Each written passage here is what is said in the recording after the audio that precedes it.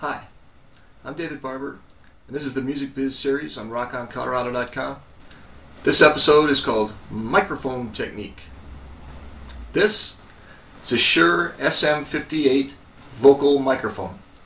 This is the industry standard. You can buy these at any music store. I believe the manufacturer's suggested retail price is around $125. I've seen them online for 99 bucks. If you add a switch, an on-off switch, they charge you like an extra 5 or 10 bucks, and if you get a cable, that's an extra cost as well. Cables are going to go bad. You're going to have to replace them, but you probably need one when you start out. Now, this is the industry standard microphone. You're going to run into this or something similar to it almost no matter where you go. If they got microphones, they're probably going to have this kind of microphone or something similar. There are knockoff versions of this that probably sell for cheaper and maybe don't work quite as well. These things are tough. You can beat them up. There's YouTube videos out there where showing them being driven over by cars and dunked into buckets of water and all kinds of stuff, and they still work fine. Okay? I'm going to open this up so you can see how it works. First, the bottom. That's where you plug in the cable. Alright? Very simple. You unscrew this. This is basically a shield, because your microphone is here. It's actually underneath this piece of foam rubber in here. I'm not going to take it apart any further because I don't want to destroy it or anything. But this part, that's pretty tough. That's designed to protect this part. It also has some foam rubber in there to it's called pop blocking, and it's usually just something between you and the microphone that when you go pop, the air rushing out of your mouth when you do a P or a T, this will block that. Okay, so you don't need one of those. This is for live performance, not necessarily recording. Now, there are better microphones out there, and generally far more expensive microphones. I'm showing you this one because this is the industry standard. This is what you're going to come across if you don't bring your own microphone to a gig. And this, by the way, is for vocals. Say the SM57 is a different looking microphone, but probably basically the same thing. But it's specifically for instruments. It doesn't have the big bulb on the end. Now, microphone technique. What I'm talking about is how you hold the microphone, where you place it in relation to your mouth, and how close you get to it. Okay? Generally, you want it right up close to your mouth. This one's not plugged in, so we're not really getting a good idea here. But you want it so close that it just about touches your lips. That close. Okay?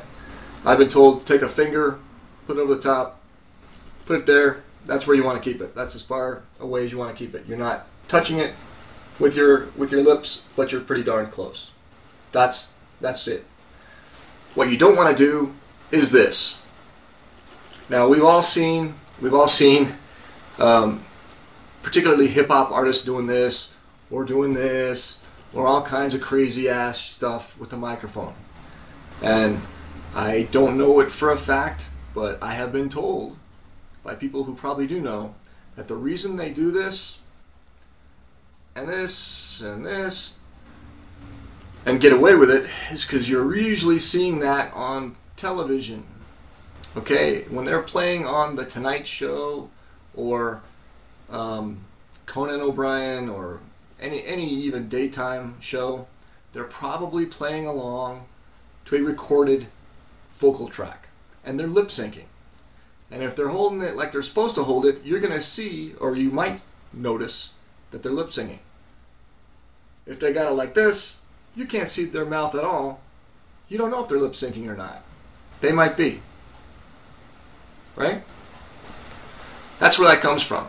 So if you go out and you perform and you hold the microphone like this, first, this is cupping the microphone and it causes feedback and other problems for the sound guy. So right off the bat, the sound guy knows you're an idiot. Okay? Secondly, everybody else who knows is going to know you're an amateur, you don't know what you're doing. Okay? Don't cup the microphone. See this part here? You know why they make that size? It's for your hand. Okay? Put your hand there and put the microphone right here. You want it close, and yeah, it's going to block some of the view, but that's the way it works. Okay? If it's in a mic stand, you still get good and close to it. When you got the microphone up here, if you are going to hit a very loud, very high note, you can pull it away as you sing. And you've seen singers do this. That helps. That keeps the volume that's hitting the microphone about the same, but you're still able to project as far as you want and hit those notes, and it's not going to screw up the sound guy. He's not going to have to turn you way down, and then when you go back to whispering, he's got to turn you up again. Okay, watch where you put the microphone, not just while you're performing, but when you're not. Keep this away from speakers, particularly the monitors where you're hearing what's going on. That's a perfect way to get feedback, by putting the microphone up to the monitor. I've seen vocalists do this, and they're always like, whoa, what's going on? Keep it away from the guitar amplifiers, because there's probably already a microphone over there for them. Keep it away from the drummer. It's okay to move around on the stage, but just watch where you're putting this microphone. Don't put it up close to anything other than your face, okay? Or somebody else who's singing.